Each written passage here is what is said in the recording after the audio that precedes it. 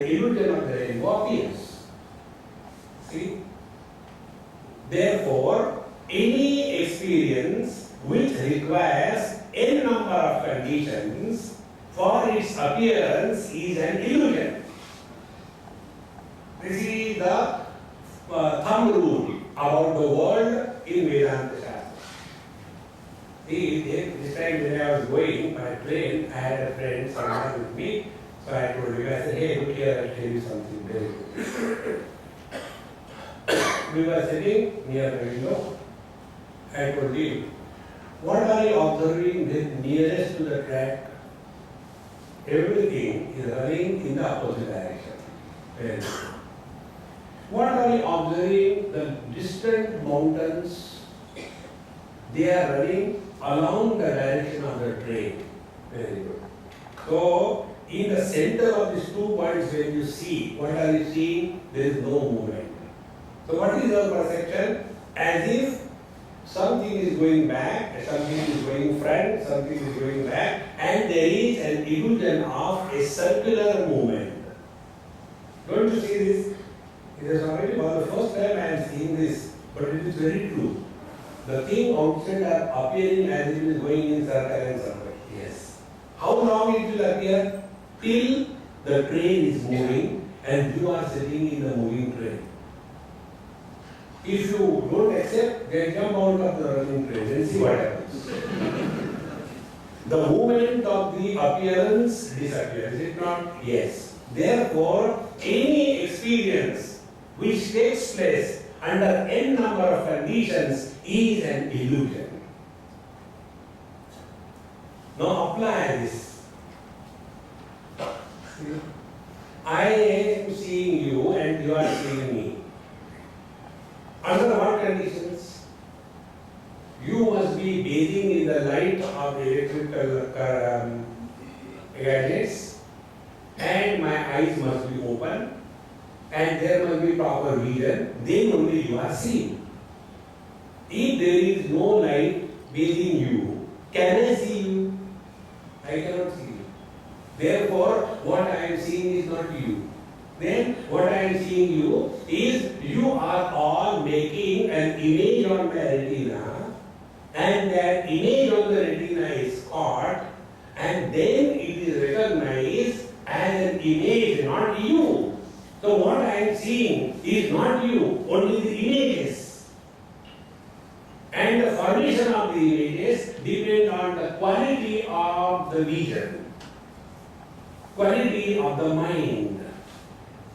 Therefore, anything which is gathered, known through the sense organs and the mind is an illusion.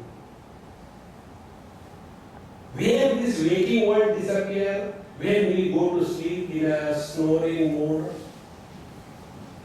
the world is nowhere. When the world is born, the moment we are identified with the gross body, the world is born. The more you contemplate on this, you come to know that what we are experiencing in this world is totally dependent on the instruments through which we are perceiving this world. If our mind is disturbed, everything is horrible. If our mind is at peace, everything is beautiful. See, friends. Therefore, Vedanta Shastra tells us that this whole experience of the relative world is just an illusion. So when the circular movement of the world was seen when you were sitting in the train, as long as the train is moving, this illusion of the movement outside appears. The moment the train stops, everything disappears. Be very attentive. In the same manner, as long as there is a movement in the mind, movement in the mind is in terms of time, space and object. Arrest the movement of the mind with reference to place, with reference to objects, with reference to time. Mind stops. When mind stops, the world disappears.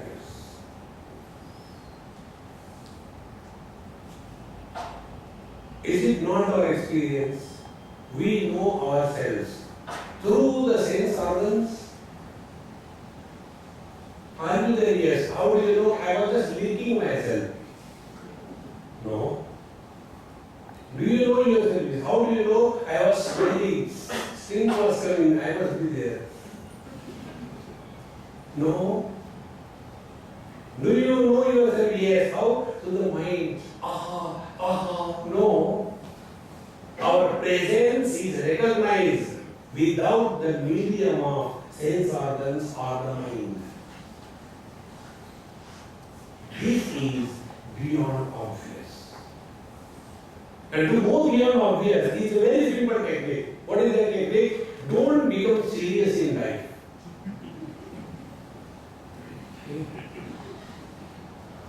Take life lightly in the light of wisdom. Gata suna nana. Wise people are never serious. Otherwise people are only serious. See? As if the whole world, the burden is on their head. Can you imagine a picture of Hercules with a smile on the face? It cannot be. See? And whenever we are functioning under the load, we cannot go beyond the obvious. Loads are of different kinds. Take a few examples of the loads. You know, on the railway stations, when these small urchins are carrying the huge NRI brand bags, 2 bags on the head, and poor fellow is getting down or climbing up the steps, that time you stop that boy and tell him the best joke. Will he laugh?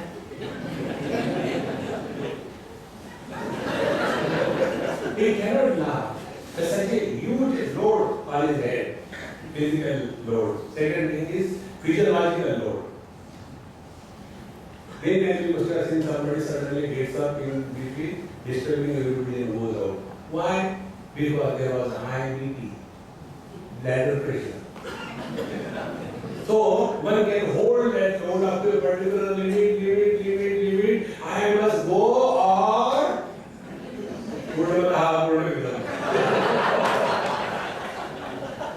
so when the physiological load takes possession of us, we have to go away. We cannot enjoy what is happening. Others are enjoying, and this was contemplating. Physiological load. Third load is the mental load. And what is the mental load? Mental load is carrying the load of our total past. See? Drop the total load of your past. You will be Mr. Nobody.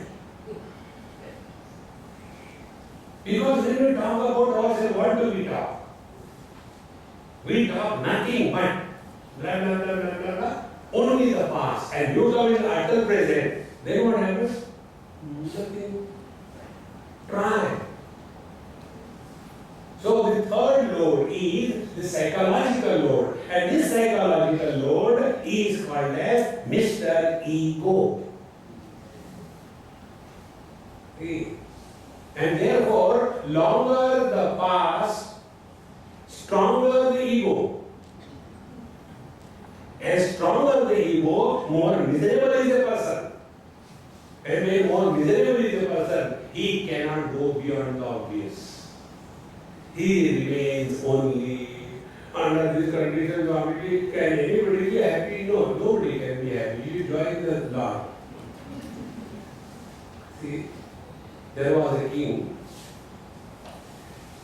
Once he was going in his garden and he saw the gardener doing his job cheerfully, happily, humming, very happily. So he asked the minister, one spoon or kerchief, who is walking with him, to ask that how come this gardener is so happy? Sir, you ask him.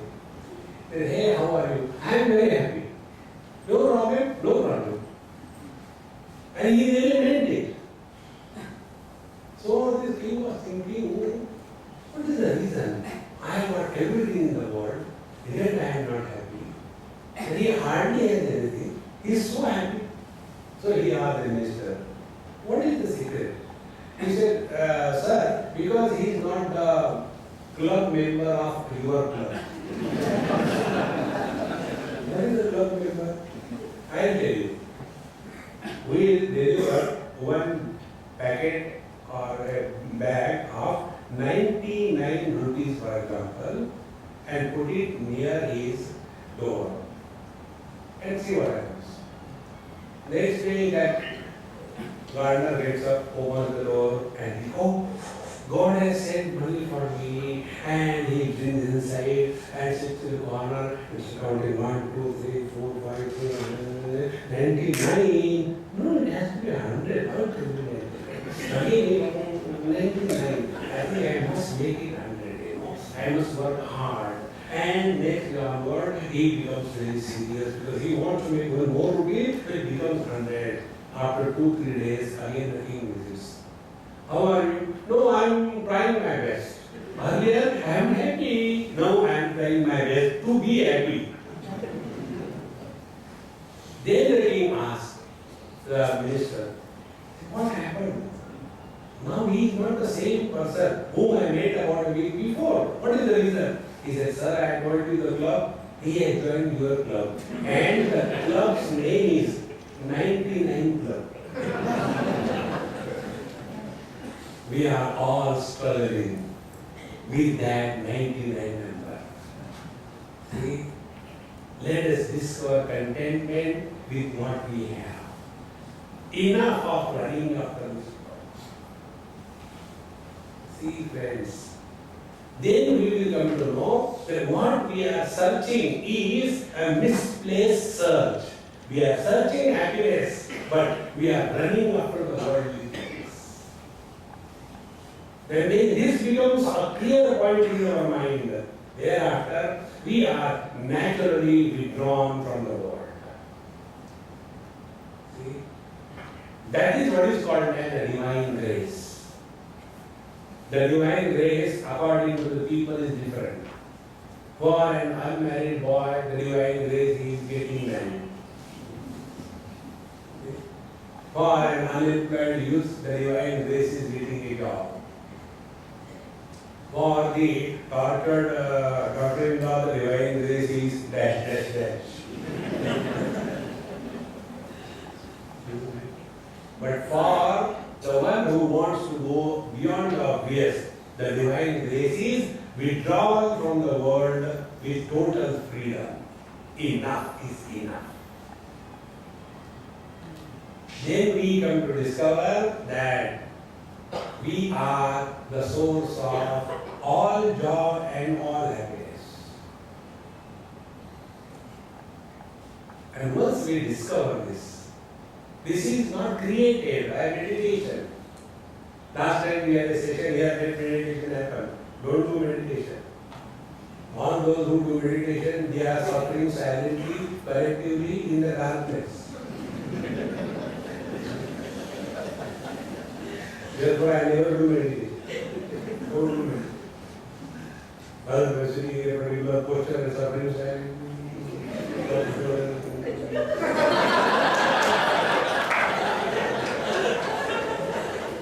Tool of meditation.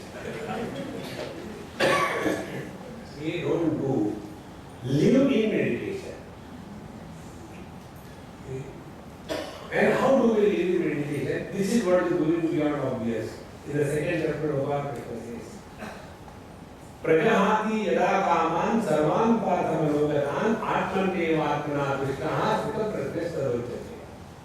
Living in meditation is when our wisdom is steady. We all have wisdom, but it is unsteady.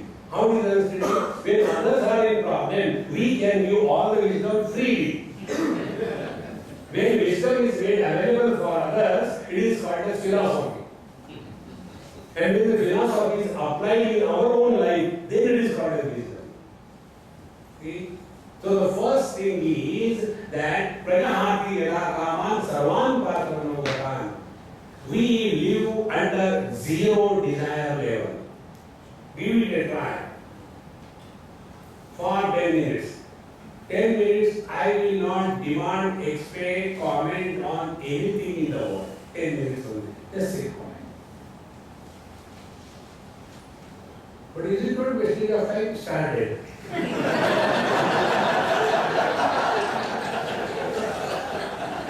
You have wasted your whole life.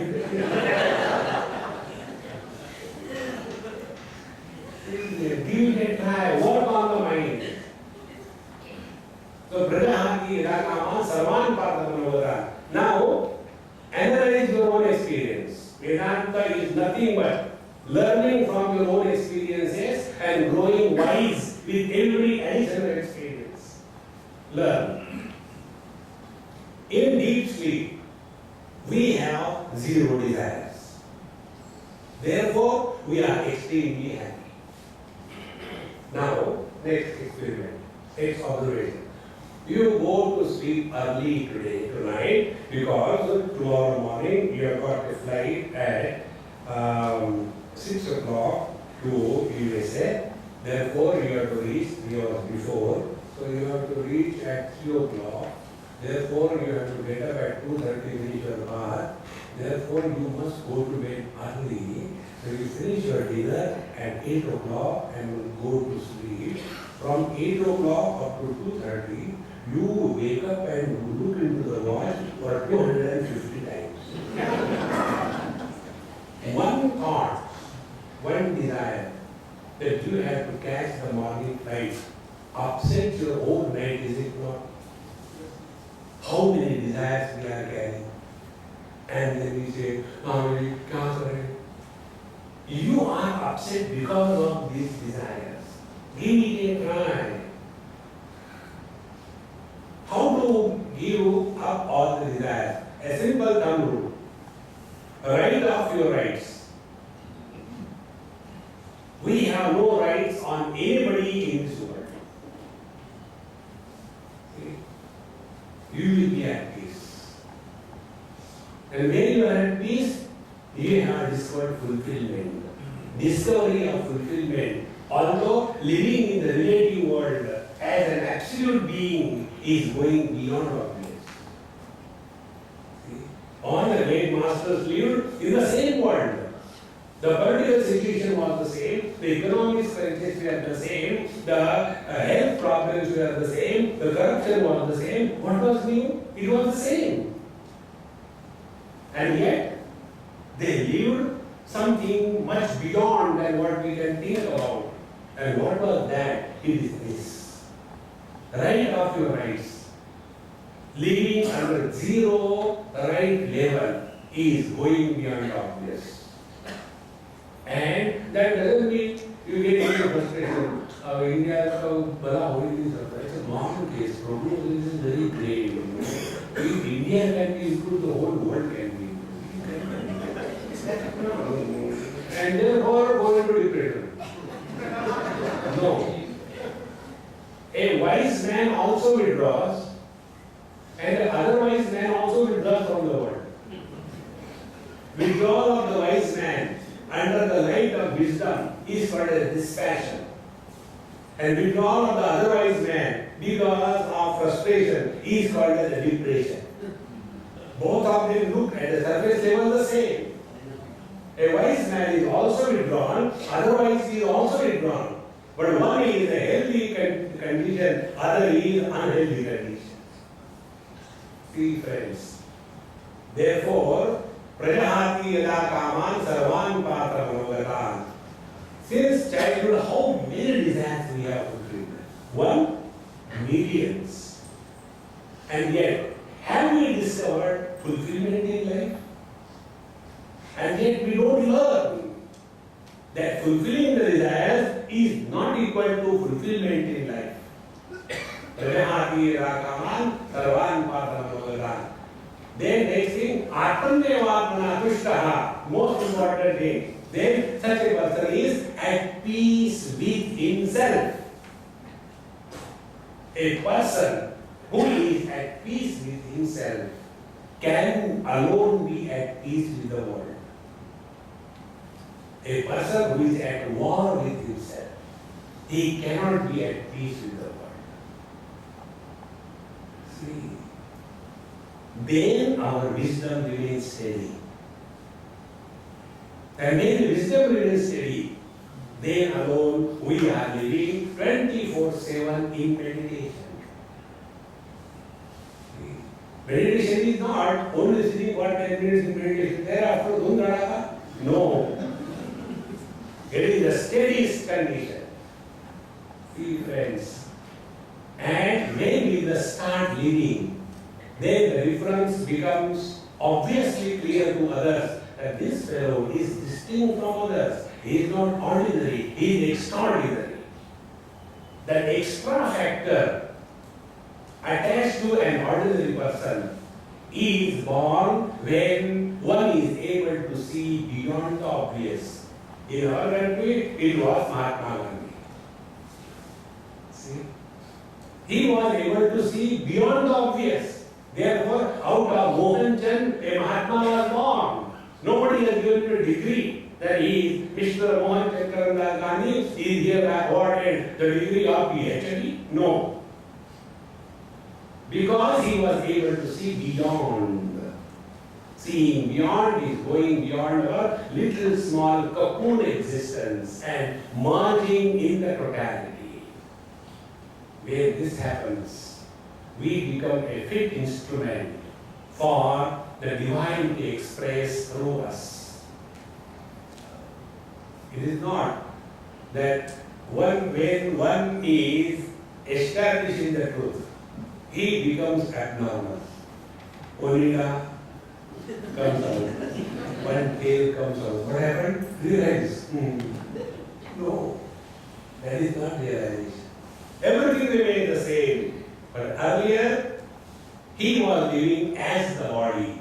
Now, he is living through the body.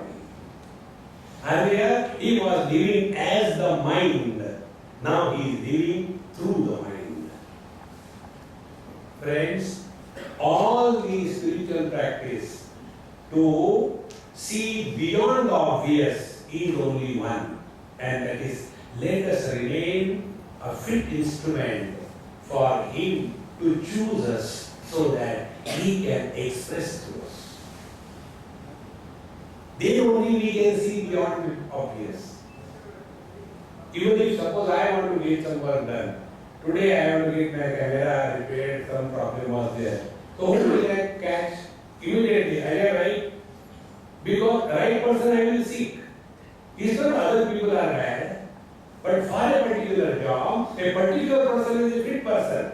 In the same manner, for the divine projects to be executed in this world, the Lord is also seeking, searching for the right kind of people.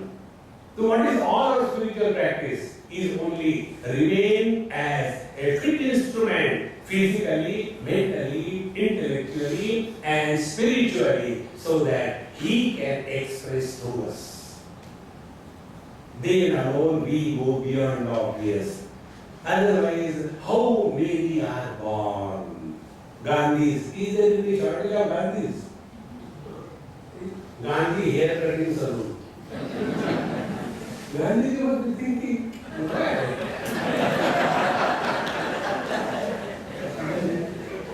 Gandhi hair oil. Therefore, let us go beyond this routine existence. So, from the point of view of the devotion, how do you look at this world? This is one principle try to get in your system. To get out of this obvious world, there is only one answer. One answer is, this whole world, if you don't like the word illusion, the whole world is Krishna Leela, Rama Leela. Means what? It is all happening. Leela, drama means what? Drama means something appears to be happening, but nothing has ever happened. So on the stage, one girl comes and one boy comes. And the boy says, honey, he says, I am not sticky. Anyway, I got a chewing gum for you. Then she says, you are so sweet. I am not Rasgulla. No, what is just dialogue. And after the curtain falls, do you think they talk to each other? There is no honey, there is no money, nothing. But then what was happening? Drama. And what is the drama? Be very attentive. We all see drama not to learn. We all see drama for a time pass. Like you all have come here. It is so hot.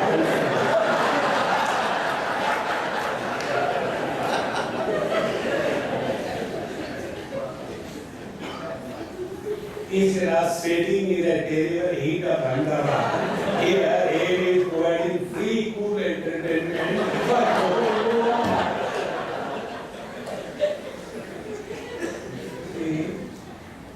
So when we take this world as Krishna Leela, Rama Leela, it is all a time pass. And when we go anywhere for time pass, we don't become serious unless we have a price tag type.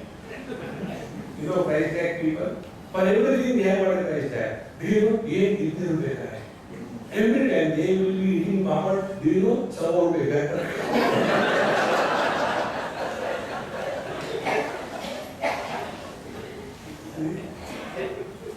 So look at this word as Krishna Leela, Rama Leela. Don't become serious. Whatever role you have to play, play your role beautifully and celebrate life at every moment. Then only you have gone beyond love. Unless this is understood and practiced, we will keep on complaining, becoming frustrated, miserable, disgusted, etc. Om Purnamada Purnamidam Purnat Purnamudachyate Purnasya Purnamadaya Purnamevavasishyate. Om Shanti Shanti Shanti. Hari Om.